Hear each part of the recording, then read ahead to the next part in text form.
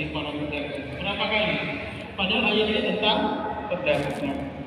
Celakalah bagi orang-orang yang curang dalam takaran, yaitu mereka yang apabila menerima takaran dari orang lain, mereka minta dipenuhi, namun apabila mereka menakar atau menimbang untuk orang lain, mereka mengurangi.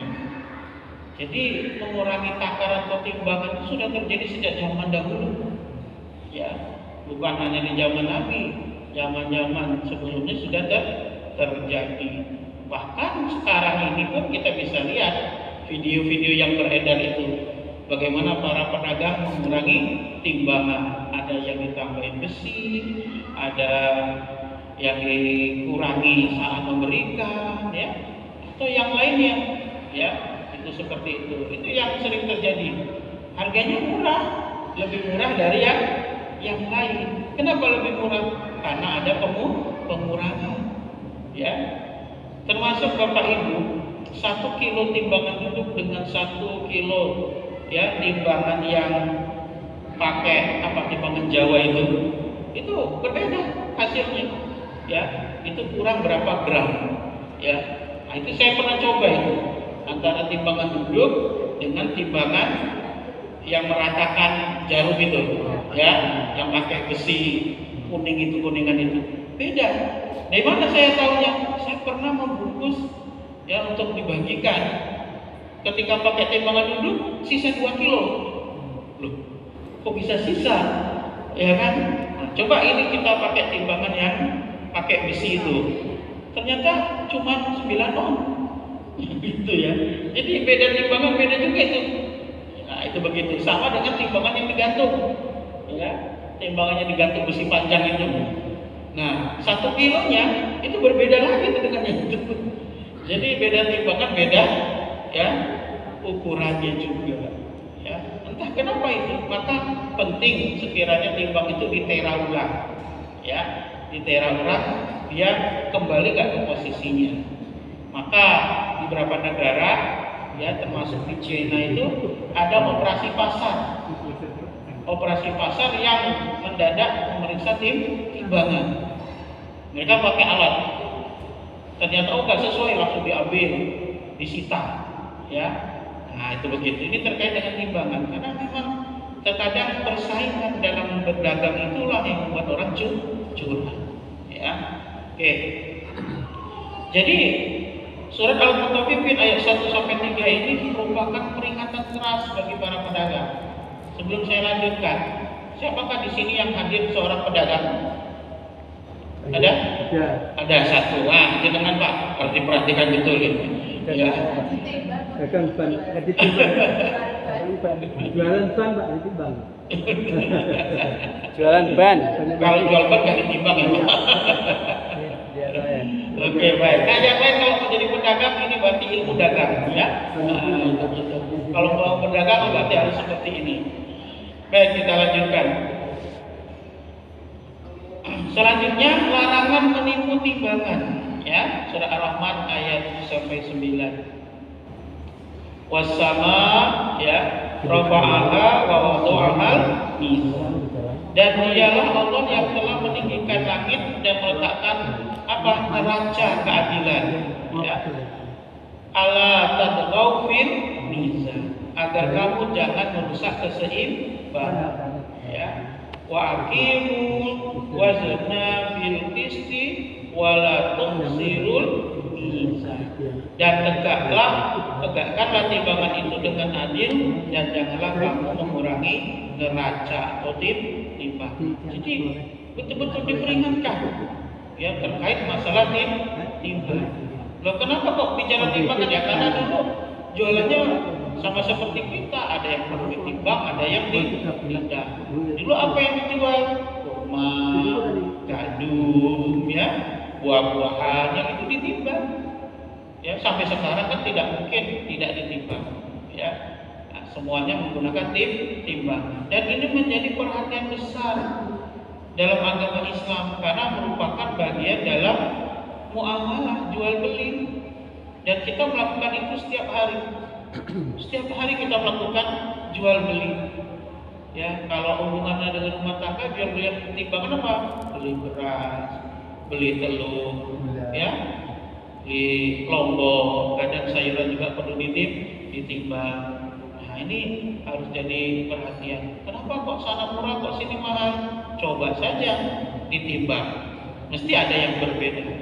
Kecuali kalau memang timbangnya sudah bagus, sudah sama, kok dia lebih murah, oh mungkin dia ngambil untungnya kecil. Nah, itu. Tapi di Indonesia suka aneh Bapak Ibu. Saya pernah mendapati kejadian ada orang jualan lebih murah dari yang lain, digeruduk oleh penjual yang lain. Kenapa? Alasannya merusak harga pasar. Setelah kita selidiki, apakah betul harganya saat itu sedang murah? Betul, memang sedang murah. Tapi terkadang pedagang itu punya seperti grup menentukan harga. Gak boleh jual di bawah ini. Nah kebetulan pedagang itu dia nggak masuk grup, jadi dia jual lebih murah. Sehingga kadang pedagang ini pintar-pintaran aja Pak, ya. Nah itu dia tidak main timbangan tapi main harga. Sehingga orang mau beli di sudut mana harganya sama, mau beli pintu depan, belakang, tengah, harga sama. Mereka udah main grup. Nah kebetulan ada penjualan, itu penjualnya jual lebih murah 5.000, digeruduk. Ya, nggak tahu saya kok seperti itu.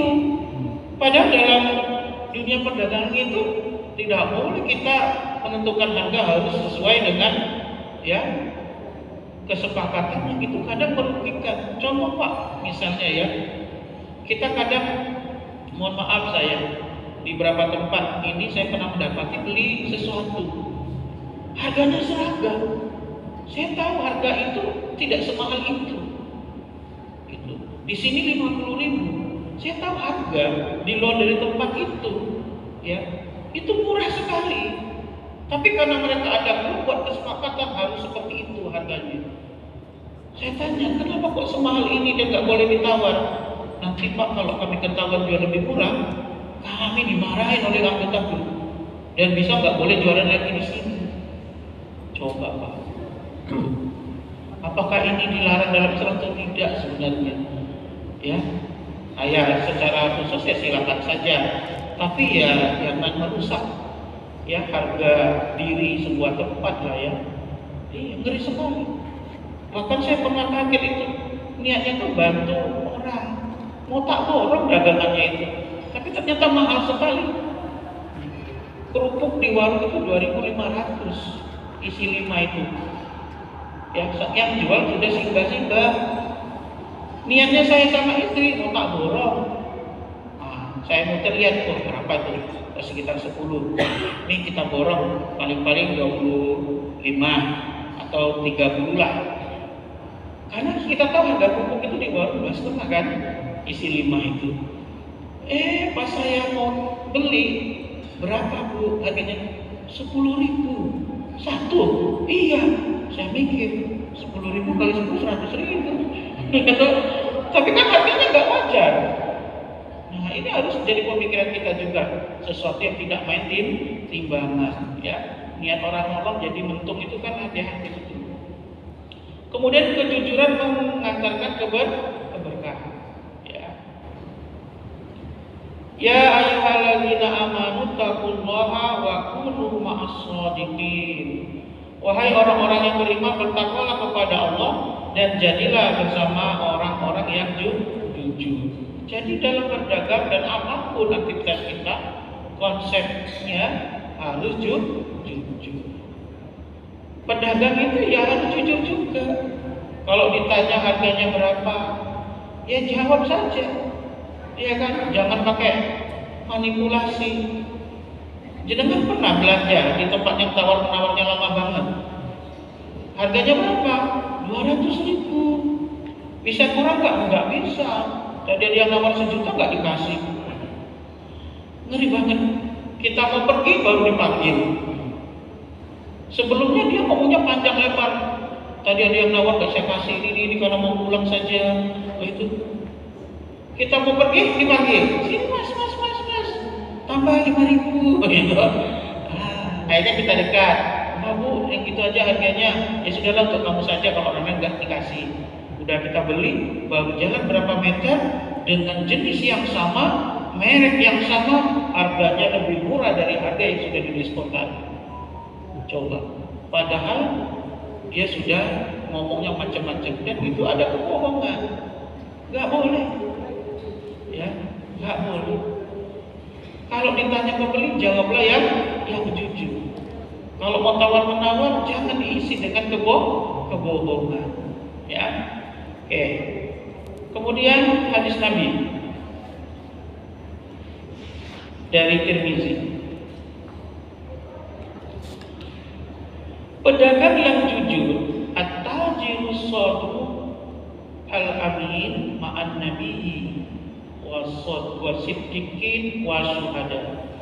Pedagang yang jujur dan amanah kelak bersama para nabi, para siddiqin, orang-orang yang jujur, dan para syuhada. Nah, ini keutamaan pedagang yang jujur. Jadi kalau pedagang itu jujur, nanti dia bersama para nabi. Kenapa ya? Nabi itu kalau dagang jujur, nggak mungkin bohong. Ya. Dan bareng orang-orang yang jujur dan para syuhada. Nah, jadi Bapak Ibu yang mau berdagang atau yang sudah jadi pedagang, dalam hadis riwayat Tirmizi, orang yang jujur dalam berdagang nanti bersama para nabi, para siddiqin, dan juga para syuhada. Di mana? Tentunya di surga. Dilarang adanya penipuan. Ya. Hadis riwayat Muslim. Ketika Nabi melihat makanan yang basah di bagian bawah, beliau bertanya, "Kenapa?" Menjawab, "Karena terkena hujan." Ya. Man qassa falaysa minni. Siapa yang menipu, maka ia bukan golonganku, kata Nabi. Ini jadi Nabi itu lihat ada bagian makanan itu yang basah, ada yang kering. Kenapa kok bisa basah? Karena kena hujan. Padahal Nabi tahu itu mesti bohong. Jadi kalau kita berdagang lalu menipu pembeli, maka ancamannya tidak termasuk umat Nabi. Kalau dikatakan tidak termasuk umat Nabi Muhammad, maka dia tidak selamat di dunia dan di akhirat. Nah, jadi Pak, kadang itu pedagang itu suka aneh-aneh aja, ya. Bagaimana biar kelihatan segar, disiram, kelihatan gemuk, dikasih pompa. Ya, ayam dipompa, seret, ya dikasih air. Sapi kelihatan besar, diminumin air pakai selangnya. Nah, itu nggak boleh, itu unsur-unsur menipu. Ya, unsur-unsur menipu. Jadi tidak boleh menipu. Nah, ini ancaman. Kemudian keberkahan bagi penjual dan pembeli yang jujur. Riwayat Bukhari dan Muslim. Jika keduanya jujur dan saling menjelaskan kondisi barang, maka akan diberkahi jual belinya. Nah, jadi antara penjual dan pembeli itu jujur, maka nanti barang yang diperjualbelikan itu menjadi berkah. Ciri berkah itu apa? Bermanfaat. Itu ciri berkah, Bapak Ibu. Uang keuntungan dari jual barang tadi bermanfaat untuk dirinya dan keluarga. Pembeli tadi menggunakan atau memakan barang yang dibeli tadi berkah dan bermanfaat. Ya. Nah, itu kalau dimakan jadi sehat, jadi energi, bukan jadi penyakit. Nah, hati-hati nih kalau kita melakukan transaksi jual beli. Kenapa? Dulu pernah saya ceritakan di majelis ini bahwa ada orang yang sakit tapi dokternya bingung karena yang sakit ini orang kaya raya, kelihatan. Pak Bu, kalau orang kaya itu kelihatan nggak sih? Kelihatan ya. Sakit saja milih tempat yang VIP, ya kan? Kan kelihatan tuh, ya. Sakit saja emasnya masih dipakai, ya kan? Masih sempat make upan, gitu. Itu kelihatan. Nah, ketika hasil labnya keluar, dokternya kaget. Masa iya? Lalu karena ditanya, sebenarnya dokter ragu untuk beritahu, tapi ini aneh. Dan anaknya mendesak, sampaikan dokter apapun hasil dari analisa labnya. Disampaikan, ini saya mohon maaf, Bapak Ibu, Mas Mbak, ini kok hasil labnya begini ya, tapi kayaknya saya nggak yakin. Kenapa dong? Ibu ini lambungnya itu sakit karena disebabkan makanan-makanan yang sudah busuk, tidak bagus. Itu penyebab penyakitnya. Tapi saya nggak yakin masa ibu makannya makanan yang sudah rusak, sayuran rusak, ikan busuk, daging busuk. Oh, anaknya marah. Ya nggak mungkin dong. Mana mungkin ibu saya makan yang seperti itu? Kami ini orang kaya. Kalau beli apapun mesti yang berkualitas. Saya nggak pernah lihat ibu saya itu masak yang busuk-busuk. Sayur selalu segar. Suaminya bela, itu nggak mungkin istri saya begitu. Tapi yang terjadi istrinya nangis. Sang ibu nangis. Nah, dokter lihat itu sudah mesti ibunya bermasalah. Ibunya nangis. Anak dan suaminya bertanya, "Loh, kenapa Bu nangis? Apa perutnya sakit?" Ibunya nangis lalu ngomong, "Mungkin ini yang akibat yang harus saya terima." "Loh, kenapa Bu?" "Karena saya itu kalau belanja di tukang sayur komplek yang lewat atau ke pasar itu suka nawar, dan nawarnya mungkin berlebihan." Nah, dokter paham itu maksudnya. Jadi kan paham nggak Pak Bu? Ibu-ibu pengalaman mesti. Berapa harga ikan? 25.000 Bu. Sudah nggak seger lagi. Turun harga. Padahal ikannya masih segar. Berkah nggak tuh jual belinya murah di sini? Hati-hati Ibu yang suka belanja.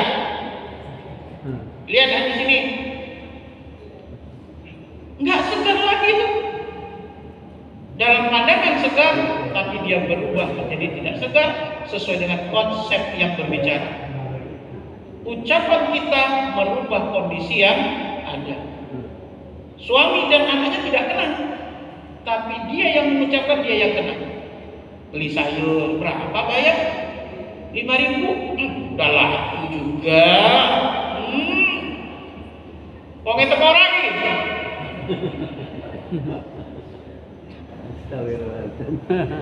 Halo? Karena nggak enak hati, tukang sayur ya dikasih aja. Suami dan anaknya nggak kena, tapi dia yang kena. Nah, ini keberkahan dalam transaksi jual beli. Hati-hati Pak. Kalau itu benda yang lain. Nih, yang jual ban Pak, hati-hati loh. Jangan kalau ketemu pembeli yang kayak tukang pembeli sayur tadi Pak, jangan harus sabar Pak, jangan kasih Pak. Dia mau ngecek apapun yang Pak, nggak berkah nanti dia Pak. Bengkel juga. Bengkel juga yang penting ganti suku cadang. Suku cadang. Yang lebih jelek. Kasihan mereka itu, mending nggak usah dikasih. Kenapa kalau kita kasih karena kita nggak enak hati? Dia bilang harga ban ini, bannya langsung berubah Pak nanti.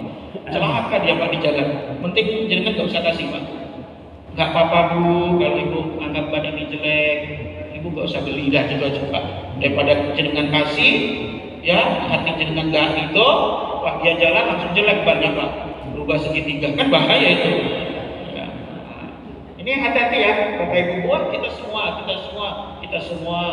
hati-hati dalam transaksi jual beli. Kalau nggak berkah itu bahaya sekali. Pandangan ulama tentang kejujuran dalam bisnis. Imam Ghazali dalam Ihya Ulumuddin mengatakan, kejujuran dalam jual beli adalah dasar halal haramnya harta. Tanpa kejujuran, perdagangan berubah menjadi kecurangan dan dosa. Nggak halal harta yang didapatkan kalau penjualnya nggak jujur. Nggak halal benda yang dia dapatkan kalau pembelinya nggak jujur. Itu begitu. Ya. Imam An-Nawawi mengatakan wajib bagi pedagang menjelaskan cacat barang. Jika menyembunyikannya, maka jual beli itu batil, rusak karena unsur penipuan.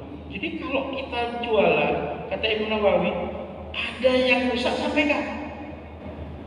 Kenapa kok ini murah, Pak? Oh ini Bu, di ujung kainnya itu ada yang sobek. Nah itu begitu, disampaikan. Sehingga dia tahu kenapa harga lebih murah. Kenapa Pak lebih murah? Karena saya lagi ulang tahun. Oh silakan. Ya silakan. Gitu. Tapi kalau ada kerusakan, termasuk buah-buahan, dan saya kasih contoh nanti sebentar lagi. Suka aneh-aneh aja orang itu. Ya. Nah, ini. Jadi harus ada penjelasan. Jangan sampai menjadi rusak transaksinya. Ibnu Taimiyah mengatakan pasar Islam dibangun di atas prinsip amanah dan keadilan. Tidak boleh ada penipuan, manipulasi harga, monopoli dan riba. Nggak boleh. Ada monopoli juga nggak boleh. Ya, apalagi ada riba. Manipulasi harga. Ya, ini sering terjadi Pak, kita manipulasi harga. Ya. Ulama kontemporer Syekh Yusuf Al-Qaradawi mengatakan pedagang yang jujur adalah pilar ekonomi syariah karena ia menjaga keadilan dan kemaslahatan masyarakat. Nah, kalau para pedagang itu jujur, masya Allah luar biasa, Bapak Ibu. Ya, mesti tempat tersebut jadi penuh keberkahan. Kenapa? Orang-orangnya rezekinya berkah, tidak mendapatkan dosa. Nah, bentuk ketidakjujuran pedagang yang dilarang Islam, mengurangi timbangan atau takaran. Yang kedua, menutup cacat barang. Jadi kalau ada cacat sampaikan.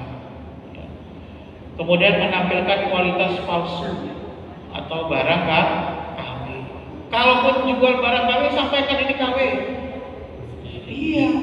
Jangan pakai embel-embel 99% asli. Yang 1% palsu. Kan pedagang itu macam-macam gayanya ya. Ada lagi KW premium. Bapak Ibu. KW premium, KW1, KW2 sampai KW12. Memutarbalikkan informasi harga seperti tadi. Ya. Oh ini harga modalnya itu 300.000, tapi karena saya mau penglaris saja, saya jual 200.000. Mutar balik harga. Itu nggak boleh, ya. Berbohong tentang permintaan pasar. Kok mahal sih Pak? Nah, sekarang cari barangnya susah, banyak yang cari. Jadi kita akhirnya dapat barang dengan modal yang mahal. Indonesia banget ya. Halo Bu, masih ingat nggak kasus minyak goreng? Kasus masker yang harga murah itu sampai 250.000, iya kan?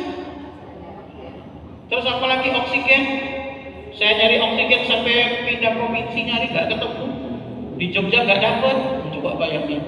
Ya. Tanaman. Gelombang cinta, janda bolong, nggak ada yang dijual janda bolong ya. Menimbun barang untuk memanipulasi harga, nah ini nggak boleh. Yang kita tahu nih, wah ini di grup udah ada pembicaraan, barangnya lagi susah dicari, akhirnya kita borong, kita simpan, nanti dijual untuk dengan harga lebih mahal. Nggak boleh. Menipu dengan foto yang tidak sesuai, nah ini biasanya online. Foto apa yang datang apa? Maka sebagai pembeli, konsumen juga harus cerdas Bapak Ibu. Kan ada yang upload beli kursi murah sekali, ternyata kursi mainan yang datang. Koper, iya kan? Ternyata kopernya segini. Anak-anak. Mainan anak-anak. Kenapa? Murah banget. Magicom 50.000 promo. Diskon 90%. Ternyata mainan anak-anak. Maka kita juga harus cerdas. Ini kalau mau beli online, Saya sarankan yang paling aman, satu, beli yang mall, ada tulisan mallnya. Yang kedua, ya, periksa komentarnya. Nah, itu perlu dilihat tuh. Yang ketiga, bintangnya.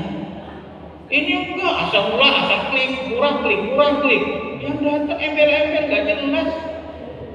Iya. Dan orang Indonesia seneng banget dengan kata promo. Diskon. Apalagi sekarang sudah di Indonesia udah nggak ada hari tanpa promo. Promo 1122, sekarang 1212. Iya kan? Beli satu dapat tiga. Beli satu dapat tiga. Itu permainan harga sebenarnya, strategi ya. Nah, emang itu kok. Ya. Membuat testimoni palsu juga nggak boleh. Testimoni palsu, termasuk jenengan kalau lagi makan di mana, walaupun punya teman sendiri, hati-hati, nggak enak dibilang enak, ya. Wah ini enak sekali ini. Orang datang nggak enak, nggak boleh, ya. Nah, testimoni itu harus hati-hati. Mengganti label expired. Nah ini sering terjadi Bapak Ibu di Indonesia. Yang terkait dengan minuman, makanan, obat-obatan, ya. Kemarin kasus susulan, yang kasus obat yang dihapus expired diganti yang baru. Cirinya apa kalau expired itu palsu, bukan dari pabrik? Mudah dihapus, Bapak Ibu. Jadi ciri expirednya itu bukan dari pabrik asli, salah satunya bisa kita hapus dengan mudah. Kalau dari pabrik itu agak susah dihapus. Itu kita udah pernah uji coba itu, mana yang expired asli, mana yang bukan. Nah, kita hapus itu cepat sekali. Ya, karena dia kan bukan dari pabrik asli.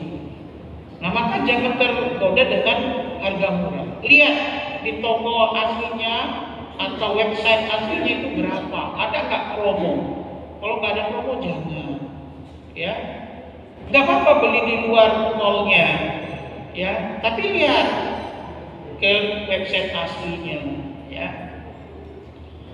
Oke, kemudian memproses transaksi haram tersembunyi, ada riba, ada judi, ada barang curian. Ini termasuk barang curian, hati-hati Bapak Ibu.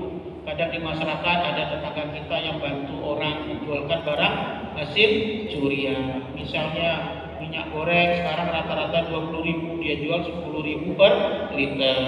Mending nggak usah dibeli. Yang kalau ditawarin jual aja dengan tetangga yang membutuhkan. Ya, nah itu. Kenapa Anda beli barangnya dari mana? Ya, itu. Oke, kita lanjutkan. Cara Nabi Muhammad SAW menjadi pedagang yang jujur. Nabi itu kan dapat gelar Al-Amin. Dan Bapak Ibu sekalian, kita harus tahu gelar Al-Amin itu didapatkan Nabi sebelum Muhammad bin Abdullah menjadi seorang Nabi. Gelar jujur itu Al-Amin. Ya, kenapa? Karena memang jujur sejak masih kecil. Jadi Al-Amin itu bukan didapat ketika jadi nabi, bukan. Sehingga pada waktu renovasi Ka'bah, Hajar Aswad itu kan dilepas dari Ka'bah. Lalu ketika pemasangannya, antar suku ini berdebat, merasa paling berhak meletakkan Hajar Aswad di tempatnya di Ka'bah. Karena terjadi perdebatan, akhirnya mereka coba kita panggil Al-Amin untuk menentukan siapa yang pantas. Siapa yang dimaksud? Muhammad bin Abdullah. Nah, karena Nabi Muhammad itu faqih, orang yang cerdas, supaya tidak terjadi perselisihan, akhirnya apa? Membuka sorbannya, lalu Hajar Aswad tadi diletakkan di sorban, lalu semua kepala suku memegang setiap sudut untuk membawa Hajar Aswad diletakkan di Ka'bah. Itu luar biasa sekali. Ya. Maka ketika berdagang pun Nabi Muhammad SAW jujur, dan inilah yang membuat perdagangan yang dilakukan oleh Nabi Muhammad berkembang pesat, dan Khadijah senang karena mendapatkan keuntungan yang besar. Nah, dan disinilah membuat ibunda Sayyidah Khadijah menyukai Nabi Muhammad Sallallahu Alaihi Wasallam. Jadi Pak, Mas, jenengan kalau ingin disukai istri dan wanita, jadilah orang yang jujur, mesti disenangi. Ya. Yang pertama apa yang dilakukan Nabi? Menjelaskan kondisi barang apa adanya. Jadi diberitahu pembeli itu, ini barang ini begini, ini begini, ini begini. Saya jual dengan ini. Jadi pembeli itu kan senang diberitahu. Karena senang, wajar kalau banyak orang yang menunggu Nabi ketika perdagangan dibuka. Mana Muhammad bin Abdullah datang nggak jualan? Gitu. Kenapa diberitahu? Kemudian tidak menimbun barang dan tidak memanipulatif. Nggak boleh. Pak, menimbun barang kurang beli. Kebetulan dia tahu ilmunya, ya sudah. Sehingga nanti apa? Bisa dapat untung yang besar. Ya. Membayar tepat waktu. Nabi selalu menunaikan hak pemasok atau mitra dagang tepat waktu. Sebuah etika bisnis yang tinggi. Nah, kadang kan barang pasokan itu tidak harus langsung dibayar. Nah, ketika kita membayar pasokan barang tepat waktu, maka pemasok itu senang dengan kita. Maka kita sebagai pedagang selalu dapat barang yang dibutuhkan. Jadi membuat kolega kita senang. Sehingga tidak ada pemutusan barang, nggak dapet. Iya. Nah itu. Kenapa? Orang kalau sudah nggak senang itu malas berhubungan dengan kita. Ya. Saya lihat adik saya itu begitu, adik saya itu kan belanja tuh selalu banyak punya catering kita. Apa?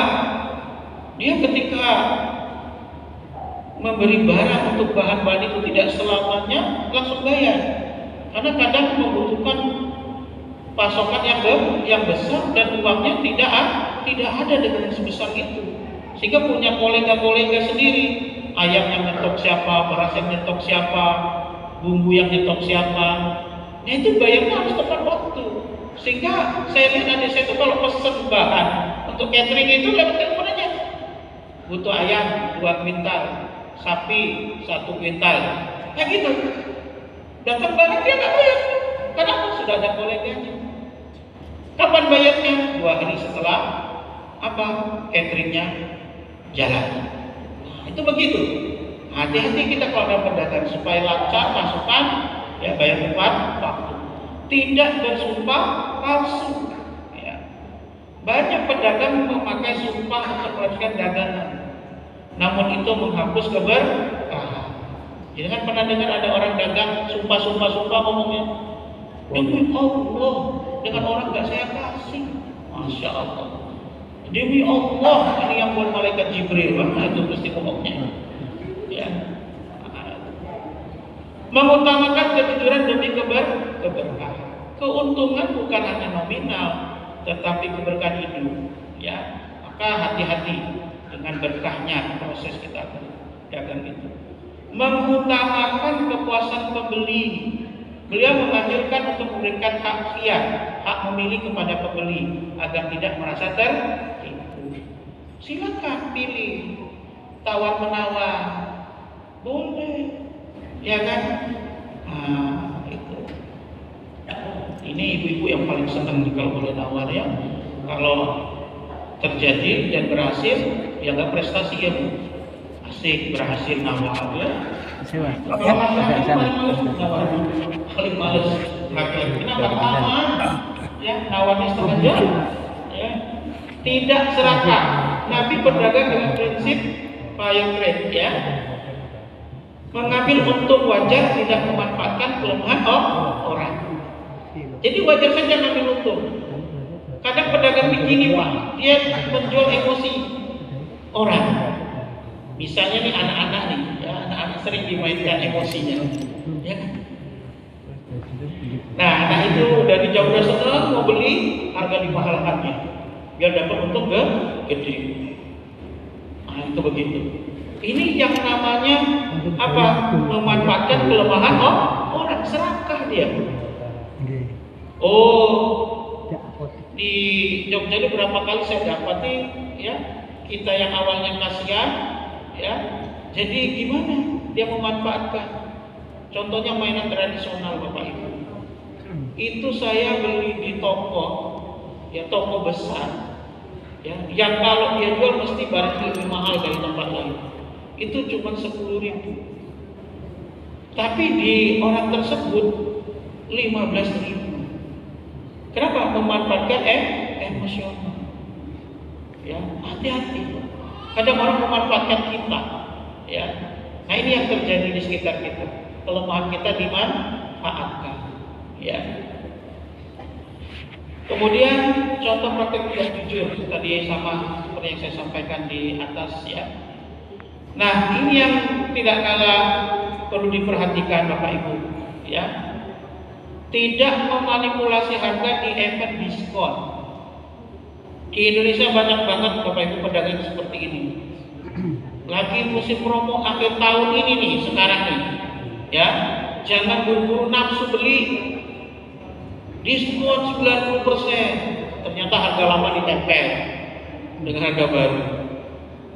Setelah kita beli sama saja dengan harga lama tanpa diskon. Nah, ini nggak boleh dalam Islam. Kalau mengatakan diskon betul-betul diskon. Jangan memanfaatkan suasana, nggak boleh. Iya, sering kejadian Bapak Ibu dibuka ternyata setelah diskon itu harga lama yang tanpa diskon. Nah, kita nggak boleh secara umat Islam begitu.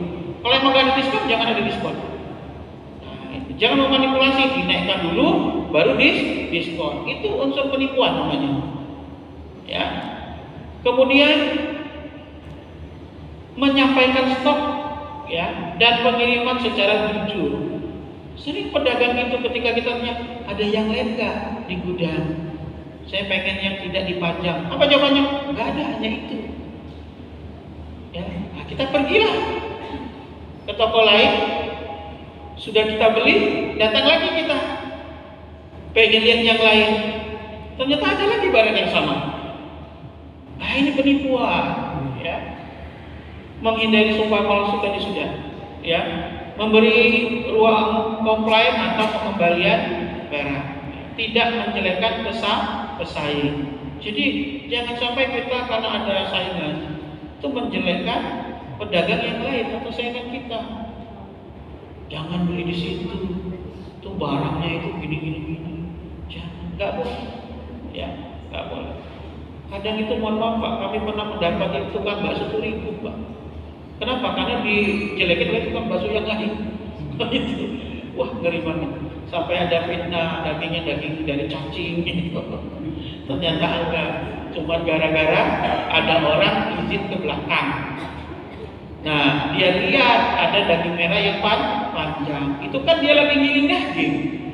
Pakai gilingan yang bolong-bolong itu Pak. Jadi kan merah-merah kan. Nah, orang yang lihat itu dibilangnya cacing gitu loh Pak. Kasihan sekali itu teman saya itu.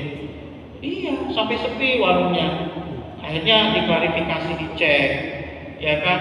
Nah, ternyata enggak. Akhirnya yang tadi ngomong tadi itu disuruh lihat lagi, seperti ini enggak waktu itu. Oh iya seperti ini. Nah, ini bukan cacing. Nah, tapi karena dia ini dihembus-hembuskan oleh pedagang yang lain, laporkan, viralkan, ya. Wah ngeri sekali Pak zaman sekarang itu ya. Nah, menolak suap dan kecurangan bisnis. Oke, baik. Kalau kita jujur Bapak Ibu, maka apa yang kita lakukan transaksi tadi mendapatkan keberkahan dari Allah. Rezeki halal, hati kita tenang. Kalau jenengan jualan jujur itu tenang hatinya, nggak khawatir ketahuan salahnya kan, tenang, ya. Menjadi ladang amal jariyah. Kadang itu ada, saya ingat betul waktu kecil ada guru haji itu jualan beras. Kalau jualan beras mesti ditambahin 1 genggam. Itu kalau kita bawa ke rumah mesti lebih timbangannya Pak. Kenapa? Ditambahinnya 1 genggam. Timbangnya sudah pakai timbangan digantung, ya sudah 1 kilo ditambahin 1 genggam. Maka laris banget. Sehingga ada kisah ketika pasar itu terbakar. Rumah orang dan pasar itu terbakar, dia sendiri yang enggak. Iya, kita panggilnya Bu Haji. Dia jualan cuma beras Pak, nggak jualan yang lain. Wah itu Bu Haji. Terbakar biaya juga. Bayangkan, kenapa? Ya mungkin karena orang Indo dengan apa yang dilakukan transaksi perdagangannya. Ya, menjadi ladang amal jariah, dicintai pelanggan, menjadi contoh bagi masyarakat, mendapat kedudukan tinggi seperti hadis tadi. Ya, di akhirat bersama Nabi, para orang jujur dan para syuhada. Nah, ini sebagai penutup Bapak Ibu, berdagang adalah jalan menuju surga bila dilakukan dengan jujur. Jujur itu mungkin tidak selalu membuat kita kaya, tetapi pasti membuat hartamu berkah. Tidak jujur mungkin membuatmu cepat kaya, tetapi merusak hidupmu dan akhirat. Nah, demikian terkait materi kita tentang berdagang yang jujur. Semoga bermanfaat. Kalau nanti ada yang mau jadi pedagang, ada yang mau jadi pembeli, ya, jadilah pedagang yang jujur, jadilah pembeli yang jujur. Yang nggak beli nggak apa-apa, yang nggak dagang nggak apa-apa, gitu ya. Masih ada waktu atau tidak? Monggo silakan. Set beli untuk kantor biasanya kadang ada yang minta 2 nota yang sudah di stempel, nota kosong semua. Oke. Bolehkah kita minta nota kosong yang pertama itu Pak ya? Tergantung tujuannya untuk apa Pak? Untuk ditinggikan. Nah gitu ya. Kalau memang tujuannya itu untuk manipulatif, jelas nggak boleh. Tapi saya nggak pernah mendapati Pak, kadang itu ada barang yang kita beli, itu nggak ada notanya. Jadi misalnya dia beli satu alat nih, nggak dikasih nota oleh yang penjual itu, apalagi aturan sekarang Pak. Kalau kita beli ya untuk perusahaan atau untuk lembaga, pastikan pedagangnya itu sudah punya NPWP pajak, sehingga kita tidak perlu bayar pajak. Nah itu terkadang ada manipulatif seperti itu. Untuk apa? Ya karena ada barang yang kita beli nggak ada yang punya, tapi itu tidak boleh. Ya, lebih baik dihindari. Carilah toko-toko yang memang sudah jelas. Apalagi kalau belinya tuh kan enak kalau pakai mesin ya Pak, langsung ketahuan ya. Tapi kalau mau yang kosong itu untuk apa yang kosong itu pertanyaannya. Dan yang mampu menjawab yang minta. Gitu ya. Kalau itu memang untuk manipulatif maka dilarang. Jadi kayak penjual akhirnya. Ya? Menjual kepada kantornya sendiri. Saya itu pernah Pak beli bahan bangunan ya. Beli bahan bangunan itu malah dibilang begini, Pak Budi mau harga yang sudah diskon atau yang belum diskon? Kaget saya. Emang kenapa? Ya ini kan saya kasih diskon Pak. Siapa tahu Bapak minta kwitansi yang belum diskon. Emang ada ya kayak gitu? Ada Pak. Saya yang ternyata memang begitu transaksi ya. Nah, kadang ada diskon, ada yang tidak diskon. Kalau yang belum diskon ini Pak, itu nggak boleh ya Pak ya? Nggak boleh, dihindari Pak, dihindari. Ya. Nah, itu kecuali kalau memang emergensi. Tapi emergensi itu syaratnya satu Pak, bisa menghilangkan nyawa. Itu gitu ya, dihindari betul Pak. Saya kadang kalau yang nggak ada nota itu ya sudah, anggap aja sedekah akhirnya. Iya mau nyari gimana kita? Ya kan? Maka kalau untuk lembaga, ya sekolah, ya atau perusahaan carilah yang resmi, ada kwitansinya. Kan butuh stempel juga kan, dan lain sebagainya. Memang ribet Pak untuk kejujuran itu. Ya kenapa kok dibuat ribet? Karena susah jujur mungkin orang Indonesia ya. Ada lagi? Ya, monggo Pak.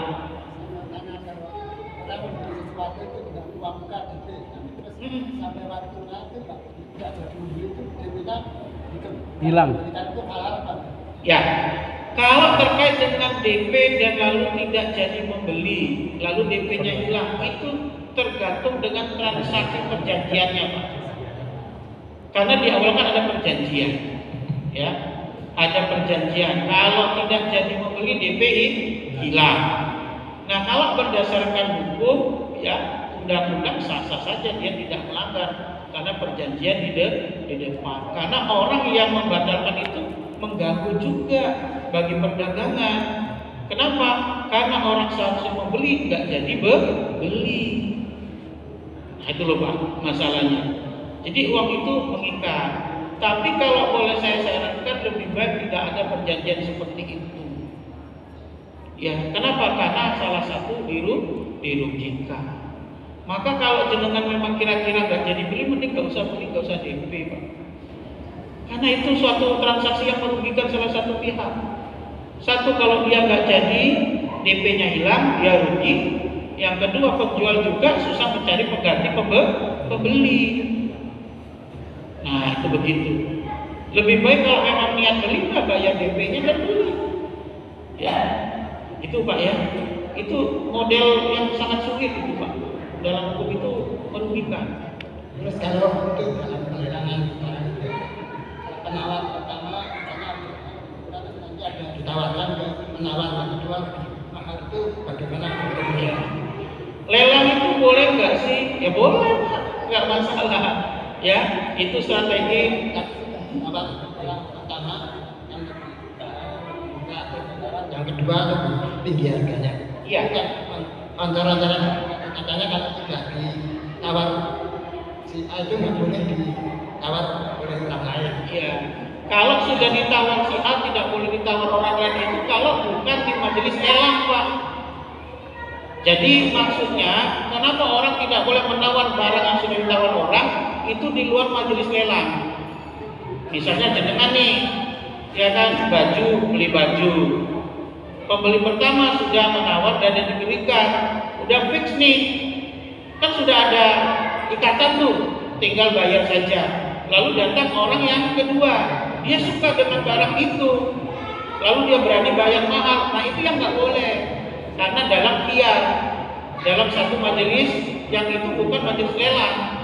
Tapi kalau lelang itu memang majelisnya tawar menawar harga tertinggi. Kalau nggak boleh gitu nggak jadi lelang namanya Pak. Gitu. Jadi kalau jenengan nggak pengen bersaing jangan di majelis lelang. Majelis lelang itu memang tawar menawar, ya, untuk saingan harga tertinggi. Yang nggak boleh itu bukan di majelis lelang, tapi di majelis jual beli biasa.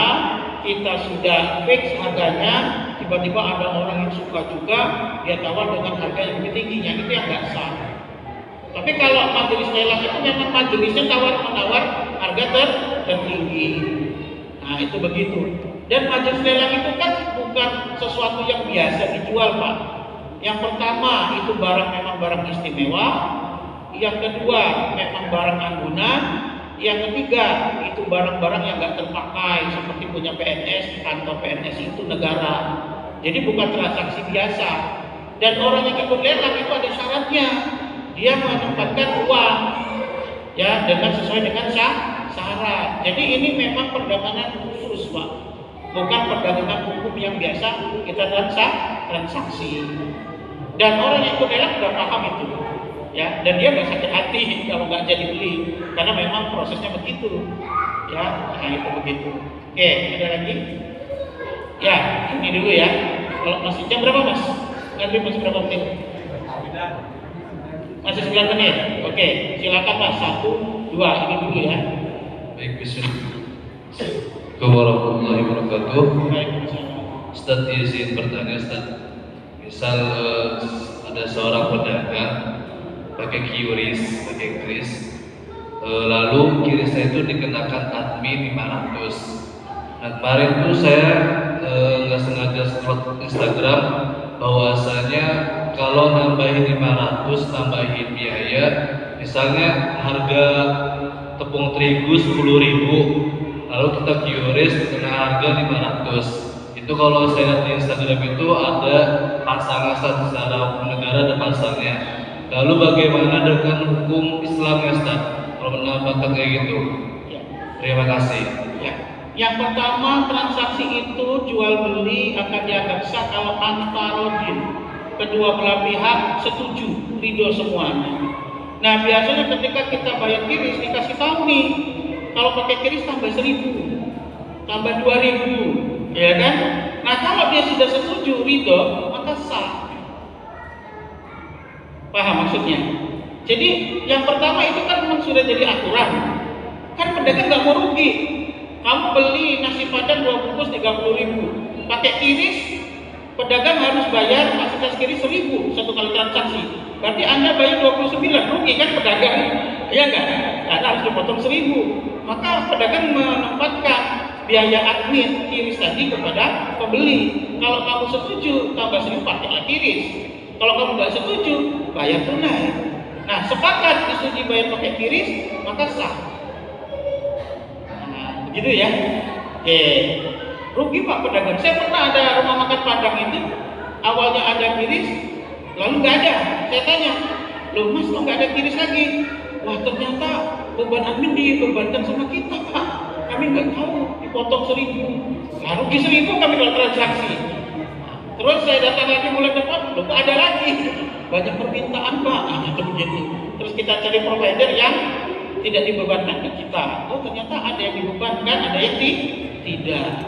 Nah, jadi kalau nggak mau bayar lebih, cari yang tidak ada tambahan. Dan tidak semua pakai tambahan, tidak semua. Saya transaksi pakai kiris hampir tiap hari. Saya lihat ada yang nambah 1.000, ada yang tidak. Itu ya Mas ya. Dan yang menetapkan itu kan dari pihak banknya biasanya, ya karena ada biayanya. Oke, silakan, Mas. Kita pakai mikrofon, saya kurang jelas. Jadi pertanyaannya, sedangkan di tempat itu sudah ada usaha yang sama, jadi kita kedua itu, Ustaz. Nah, itu gimana hukumnya, Ustaz? Ya. Kalau di suatu tempat sudah ada pedagang, misalnya pedagang warung Padang, sebelahnya bukan juga warung Padang, sah nggak? Sah. Nggak ada larangan dalam Islam. Gitu. Ya, larangan itu kalau menjatuhkan. Ya, di Jogja ini paling aman damai loh. Kalau mau pengen buat piala ke arah sana, karena buat piala semua, ya kan? Kalau mau jahit baju ke sana tuh, ya kan?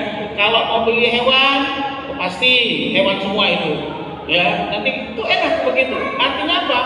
Tidak ada masalah pedagang itu menjual barang yang sama. Kalau sudah ada yang lama lalu ada yang baru, atau yang baru itu rusak, tidak. Kenapa? Rezeki itu kan dari Allah.